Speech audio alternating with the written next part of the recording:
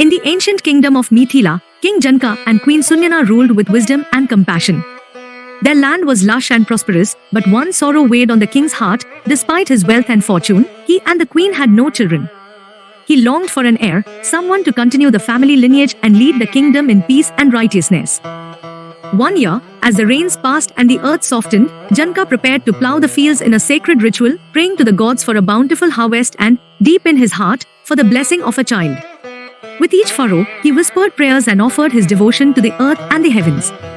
As he continued plowing, his plow struck something solid, something that didn't belong to the earth. Curious and cautious, Janka knelt to examine what he had uncovered.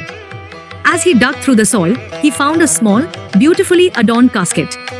Lifting it gently, he opened it to find, to his amazement, a baby girl resting within, her face radiant and serene. She seemed almost otherworldly, as though she were a gift from the earth itself. Janka was overcome with wonder and reverence. He felt in his heart that this was no ordinary child but a divine blessing. Lifting her into his arms, he named her Sita, after the furrow, or Sita, from which she had emerged. She would be his beloved daughter, a gift from Mother Earth, and the princess of Mithila. When he brought her home to Queen Sunyana, the queen's heart was filled with joy and gratitude. They raised Sita with love, teaching her wisdom, kindness, and strength. Sita grew into a young woman of unparalleled beauty, grace, and virtue, admired not only for her appearance but for her compassion and courage. The people of Mithila revered her, sensing that she carried a divine blessing within her.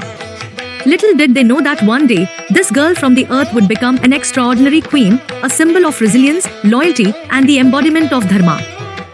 Thus, Sita's birth marked not only the fulfillment of King Janka's prayers but also the beginning of a story that would echo through time, inspiring generations with her strength and grace.